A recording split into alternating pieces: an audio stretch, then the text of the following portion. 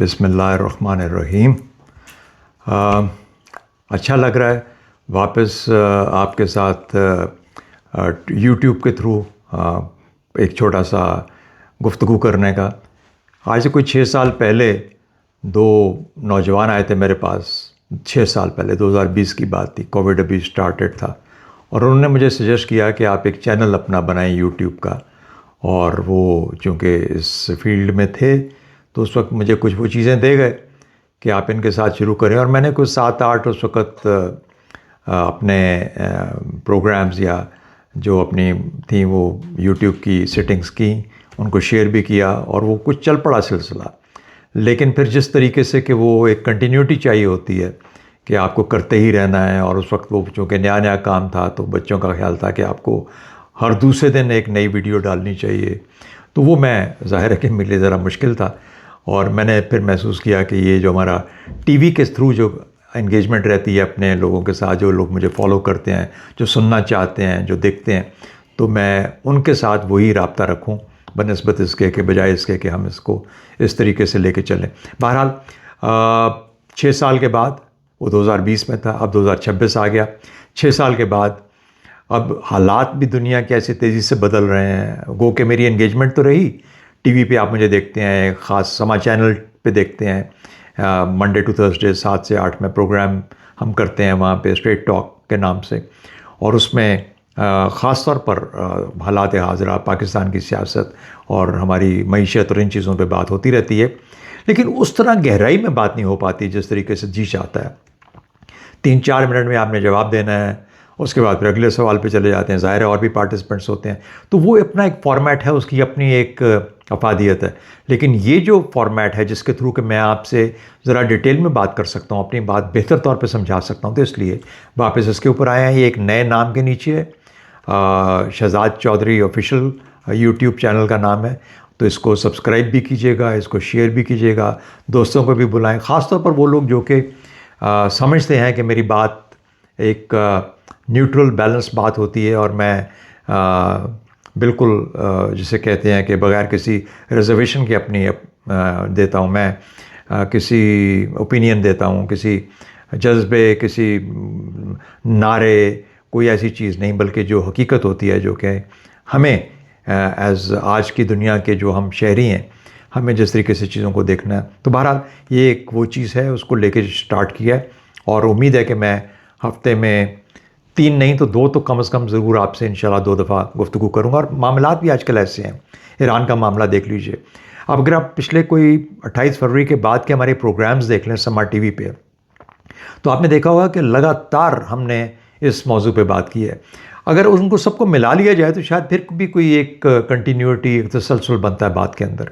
लेकिन जब आप 2-2, 3-3 मिनट की रोज़ की बात करते हैं, तो रात गई बात गई वाली बात है कि वो फिर बात पीछे याद नहीं रह जाती कि कल क्या कहा था और आज क्या बोला। बहरहाल तो ईरान का मामला ऐसा है कि हमारे सामने है, हम सब दुआगो हैं कि ईरान की जंग बंद हो, क्योंकि उस जंग की वजह से पूरी दुनिया एक शिकंजे में आ चुकी है।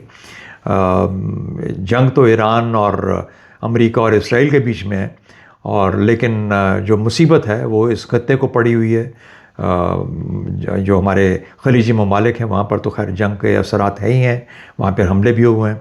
ईरान में ख़ास तौर पर ख़ुद से जितने हमले हुए हैं, पाकिस्तान के ऊपर जो माशी मामलात हैं, मुश्किलात हैं, किस हद तक बढ़ गई हैं, आज का हमारा आदमी कितनी मुश्किल में, ये सब का सब तसलसल वहीं से चलता है। एक तो होती है ना जो हमारी अपनी नाकामियाँ, नाअहलियाँ होती हैं, जो कि हमारी हुकूमतें वो काम नहीं कर पाती हैं, हमारी मुश्किलात हैं, IMF के मामले, ये उससे ऊपर एक और वज़न है जो हम उठा के ले चल रहे हैं, जिसकी वजह से हम वो कुछ नहीं कर पा रहे जिससे आम आदमी के लिए ज़िंदगी बेहतर हो सके या आसान हो सके।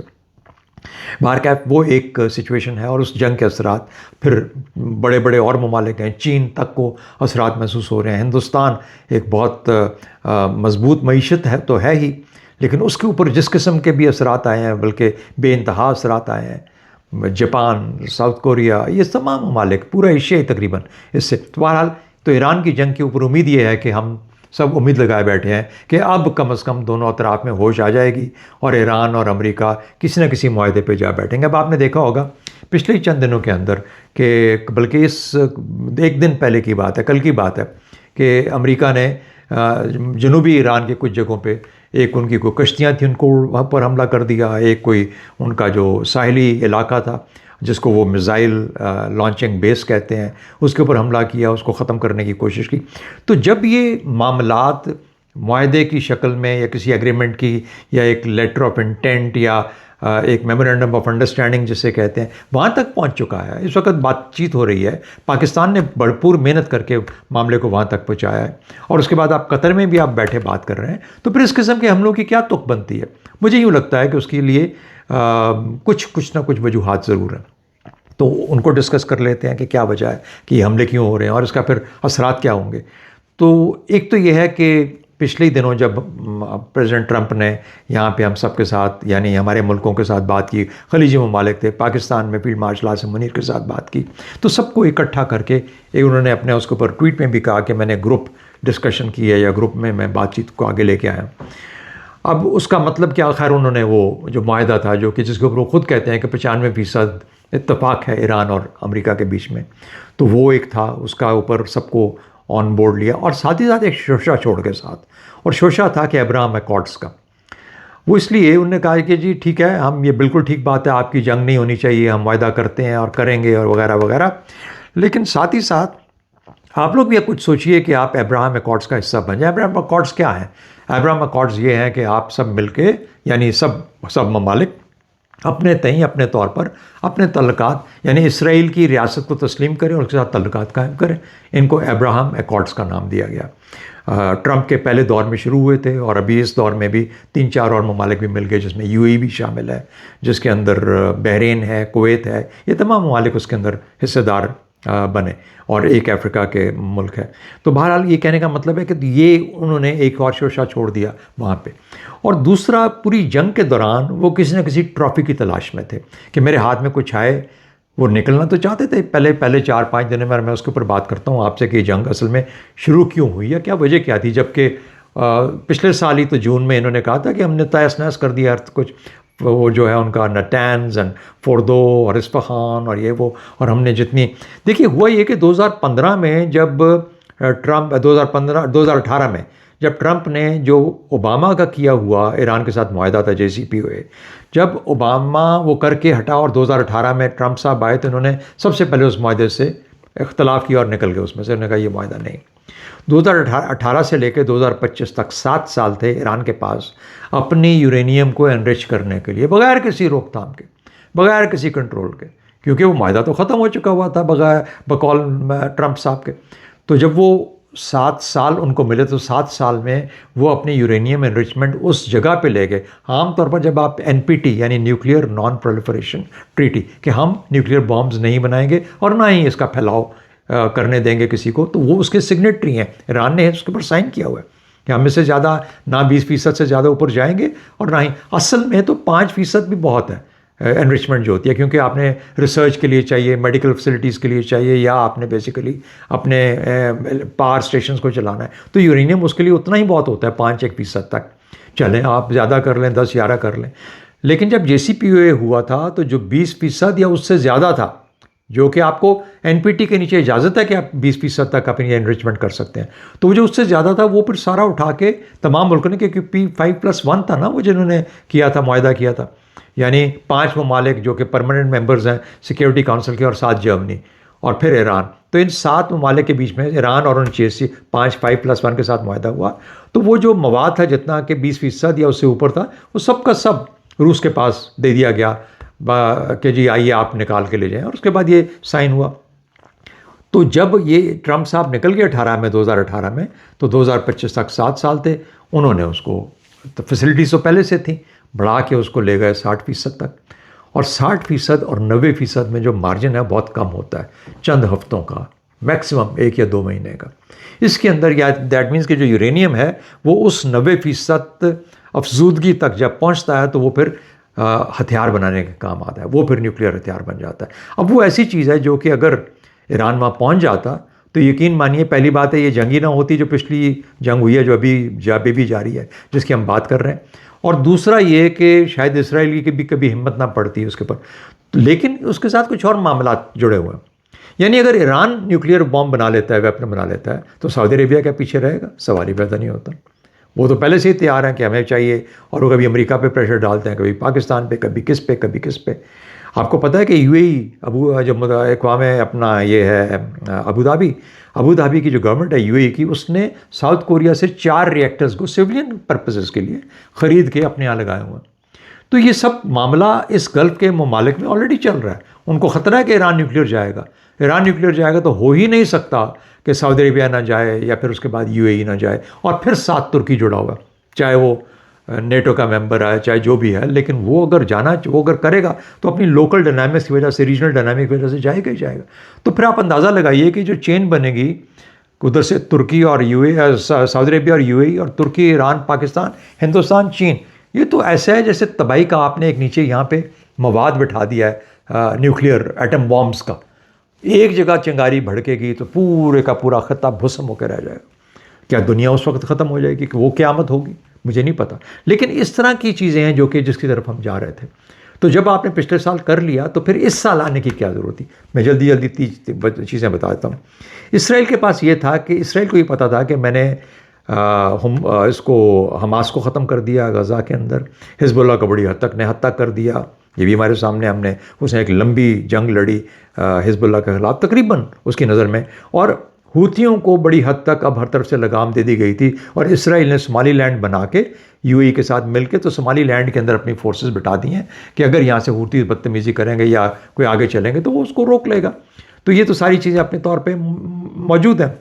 उसकी नज़र में ईरान के जो बच्चे बलूंगड़े थे जो हर जगह फैले हुए थे और इसराइल को ऊपर से तंग कर रहे थे, तो ईरान की भी स्ट्रैटेजी थी ना, वो खुद आगे बढ़ के जंग नहीं करता था, वो उसने उसके इर्द गिर्द ऐसा एक सर्कल बना दिया था, अपने प्रॉक्सीज़ कहते हैं वो लोग, प्रॉक्सीज़ का, या अपने ग्रुपों का जिनको वो सपोर्ट करते। शाम भी उसमें शामिल था, शाम, लेबनान यानी हिज़्बुल्लाह की शक्ल में, उसके बाद गज़ा में हमास, फिर इधर हूतीज़, ये वो सारे। तो ये जो 4-5 जगहों का जो था, तो उन्होंने पहले सीरिया को ख़त्म किया, शाम आपको पता ना बिल्कुल, अब आप बिल्कुल वो अलाइंड हो गया है अमेरिका के साथ, और बाकी तो वो जो उसके अंदर जो शाम में ख़तरा था वो ख़त्म हो गया।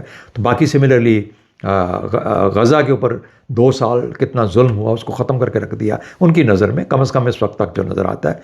और अभी भी कोई इतनी उसके अंदर, क्योंकि मौका ही नहीं मिला उनको रिकवरी का। अब हिज़्बुल्लाह के ऊपर फिर से हमले शुरू कर दिए। तो हिज़्बुल्लाह को पिछले साल जब इन्होंने किया था गज़ा को, हिज़्बुल्लाह को भी साथ ख़त्म कर, तो जब ये ख़त्म कर दिया तो उन्होंने कहा यार अब एक ईरान रह गया। किसी तरीके से अगर हम ईरान को ख़त्म करते हैं तो फिर वो जो हमारा ईरान भी अगर यानी तहस नहस हो जाए, कमज़ोर हो जाए, रिजीम चेंज हो जाए, हम उसको इतना डिग्रेड कर दें, उसको तबाही के उस लेवल पे ले जाएं कि फिर ये कभी खड़ा ना हो सके, किसी और को सपोर्ट ना कर सके इसराइल के ख़िलाफ़। मैं इसराइल की बात कर रहा हूँ।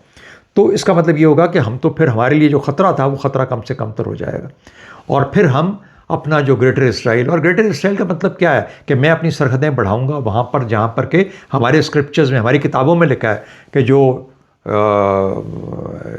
हज़रत मूसा अलैहिस्सलाम की जो कौम थी, जो यहूद थे, उनका कितना वहाँ पे कितना कौन सा एरिया है जहाँ से इनको निकाला गया।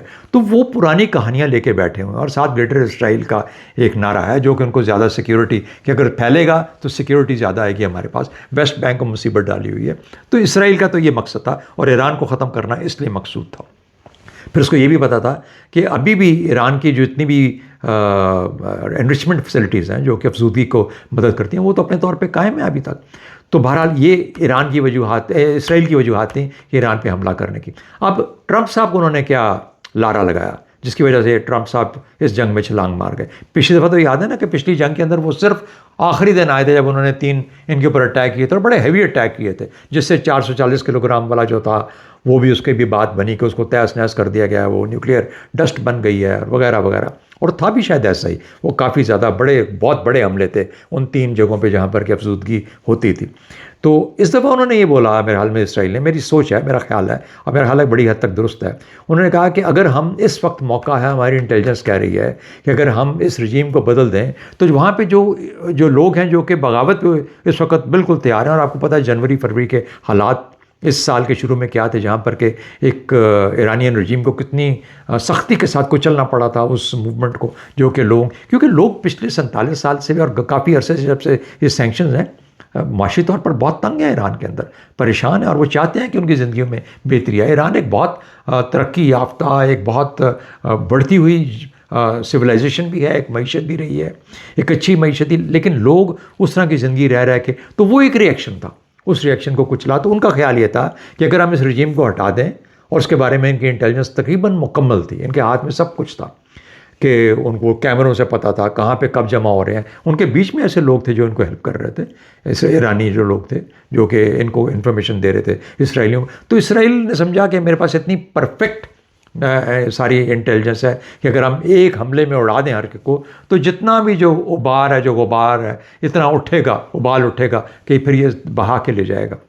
लेकिन उन्होंने किया, और उन्होंने शायद लारा भी दिया ट्रंप को कि आओ इस पे तुम्हारा भी नाम लग जाएगा और फिर सियासी तौर पर तुम्हें बहुत फ़ायदा होगा कि तुमने जिस तरीके से वेनेजुएला में एक चेंज किया, तुमने यहाँ पे भी चेंज कर दिया। और उसके अपने इंटरेस्ट थे कि तेल भी मेरे कब्जे में आएगा, मैं बताऊंगा किसको देना है किसको नहीं देना, वगैरह वगैरह। तो ये भी उसका इंटरेस्ट था। और तीसरा, उसको पता था कि नवंबर में इलेक्शंस आ रहे हैं।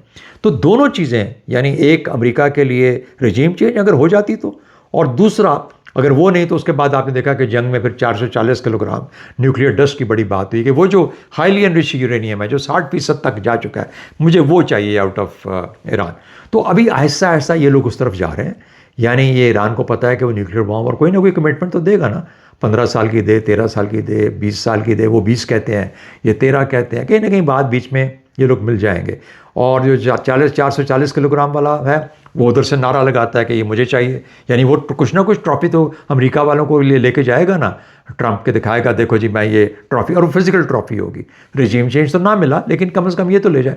तो उसका इंटरेस्ट ये है कि मैं ये इस तरीके से इसको अपने हाथ में रख लूँ, मिल जाए। लेकिन इधर से मुजतबा खamenei साहब ने भी ऑर्डर दे दिया, उन्होंने कहा ना जो है इधर ही रहेगा। तो मेरा ख्याल है कि अल्टीमेटली जब बैठेंगे, ये मिल बैठेंगे, तो IAEA जो कि इंटरनेशनल एटॉमिक एनर्जी एजेंसी है, जो कि तमाम दुनिया के जो न्यूक्लियर मामलात हैं उनको देखती है, वो आएगी। और उसकी और किसी और की मौजूदगी में, हो सकता है रूस हो या उनके अपने इंस्पेक्टर्स हों IAEA के, इसको ईरान में ही ज़ाइल किया जाएगा।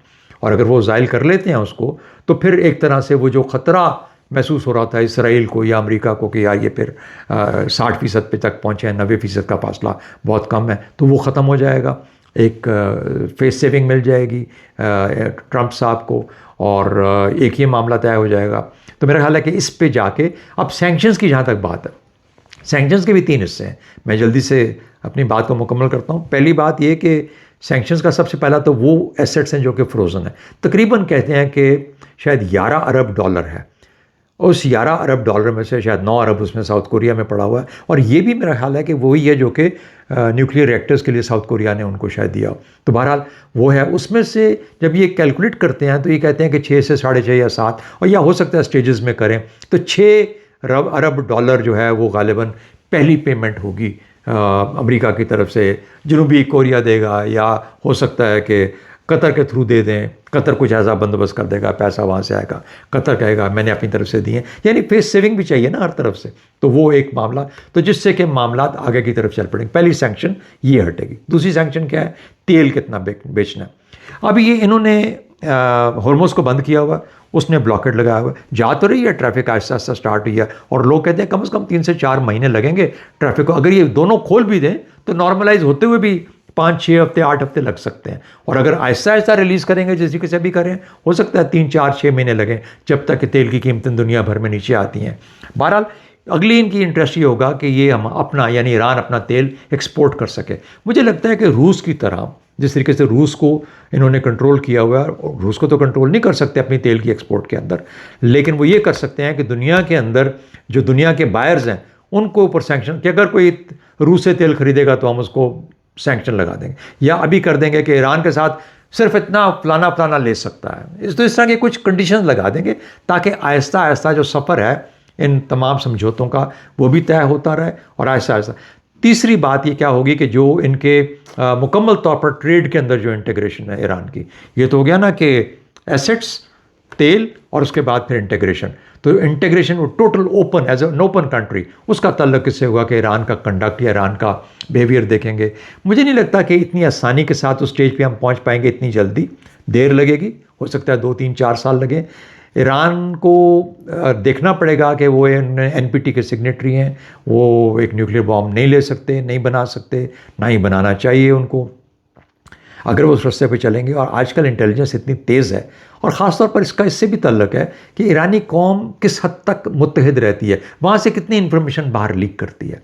और जब लीक करती है, और हमने देखा है ईरान से हमेशा इन्फॉर्मेशन लीक बाहर करती है, तो ईरान से इन्फॉर्मेशन जैसे दुनिया को पता लगेगा, और फिर सेटेलाइट्स हैं, फिर इमेजरीज हैं, फिर पता है कहाँ पे क्या एक्टिविटी हो रही है। ईरान ने एक नई अपनी एनरिचमेंट फैसिलिटी भी क्रिएट की है, जो काफ़ी मुश्किल सम कहा जा रहा है। एक पहाड़ है जिसका नाम है शायद पिकलैक्स और समथिंग लाइक दिस, जिसके अंदर के उन्होंने एक नई फैसिलिटी क्रिएट की है, जिसको अटैक करना ही बहुत मुश्किल। तो ये चीज़ें जो हैं ईरान को उस रास्ते पे लेके जा रही हैं जहाँ पर कि ईरान लगता यूँ है सब दुनिया को कि न्यूक्लियर बॉम्ब की तरफ जा रहा है। लेकिन उसका एक तरीका ये है कि आप ईरान को इतना खोल दें, इतना नॉर्मलाइज कर दें, दुनिया के अंदर लिंक कर दें कि फिर वो उसको अपनी मुआशी फ़ायदे इतने ज़्यादा नज़र आए, जिस तरीके से कि साउथ अफ्रीका के साथ किया, जिस तरीके से ब्राज़ील के साथ किया। तो मेरा अपना ख्याल ये कि ये रास्ते मौजूद हैं, लेकिन उसका ताल्लुक इससे भी है कि इसराइल की नीयत कहाँ पे है, और अमेरिका कहाँ पे रुकता है, और ईरान कहाँ पे अपने सफ़र को रोकता है और कहता है कि हाँ ये वक्त ना मेरा वक्त है, ना मुझे करना चाहिए। फाइनल एक बात इससे पहले कि मैं बंद करूँ, वो ये है कि ये जो अब्राहम अकॉर्ड्स का, इसका क्या करना है। यानी ये जो ट्रंप साहब ने एक नई, ये ऐसी कंडीशन नहीं है, इस मुआहदे में जो हो रहा है इसके अंदर ऐसी कंडीशन नहीं है, लेकिन ये हमारे मुल्कों के लिए, खलीजी ममालिक के लिए, मुसलमान मुल्कों के लिए एक और है। और उसका फिर उसने ये भी दिखाया कि अच्छा ये देखो मैं तो अभी भी जंग कर सकता हूँ, तुम्हारे लिए मुश्किल हो जाएगा इसको, इस जंग को भुगतना और आगे लेके चलना। खलीजी ममालिक के लिए भी खतरा है, हम लोगों के लिए भी है। और फिर ईरान ये भी कहता है कि मैं जो भी तक तो फैलाई है ना खलीजी ममालिक, अब इसको और भी ज़्यादा फैला दूंगा। इसका मतलब उसका बाबिल मंदेब के साथ मकसद है, हो सकता है इस तरफ भी, आई डोंट नो कहाँ पे जा सकता है। तो बारसूरत आज़रबाईजान है उसके नॉर्थ में, वहाँ तक ले जा सकता है। तो ये सब चीज़ें मुमकिन हैं। तो अगर इस किस्म का ख़तरा ट्रंप साहब क्रिएट कर लेते हैं हम सारी दुनिया के लिए या इस खत्ते के लिए, और ये इस जोर के ऊपर कि अच्छा अब वरना मैं ये जंग करूँगा, वरना तुम लोग सारे अब्राहम अकॉर्ड, तो मेरा हाल मुसलमान मुल्कों के पास ख़ास तौर पर ये जो मेरा नहीं ख्याल कि हम इतने ज़्यादा इन चीज़ों से घबराने वाले हैं। एक बड़ा वाज़े और क्लियर एक चीज़ आती है, और वो ये है कि आप टू स्टेट सोल्यूशन, यानी फ़लस्तीनियों को उनकी रियासत 1967 के बॉर्डर्स के अंदर इसराइल चला जाए, बाकी उनकी जो रियासत है उनको सेपरेट करके इंडिपेंडेंट करो, जिसको कभी भी वायलेट ना किया जाए उन सरहदों को। वो एक मुकम्मल तौर पर सॉवरन और इंडिपेंडेंट कंट्री हो फ़लस्तीन की, और उसके अंदर गज़ा भी हो, उसमें मगरबी बैंक भी हो, उसमें तमाम, और सरहदें वो हों जो कि 67 से पहले थी, 67 से पहले वाली सरहदें इसराइल की।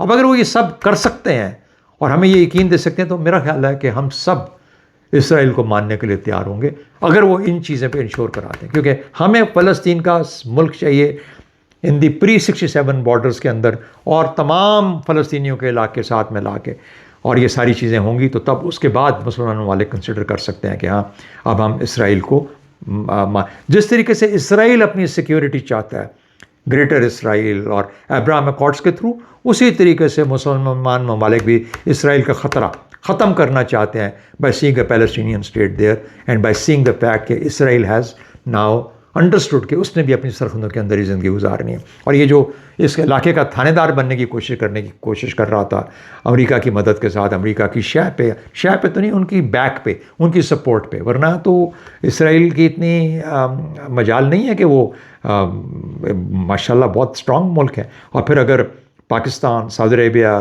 तुर्की, लोग कतर को शामिल करते हैं, लेकिन मैं कतर के साथ मिस्र को ज़्यादा अहमियत देता हूँ, और फिर किसी वक्त में शायद इंडोनेशिया। जब ये 4-5 बड़े ममालिक हो गए, इंडोनेशिया दूर है, लेकिन कम से कम ये 4 खित्ते के ममालिक जब एक लड़ी में, और बाद में ईरान भी आ सकता है इसके अंदर, ये लड़ जाएंगे, आपस में मिल जाएंगे, तो फिर मेरा अपना ख्याल ये है कि ये हम उसको भी बावर करा पाएंगे कि इस खित्ते के अंदर जो बैलेंस ऑफ पावर है वो अब ऐसा है कि आप इससे हमें, you can't take us for granted on this one.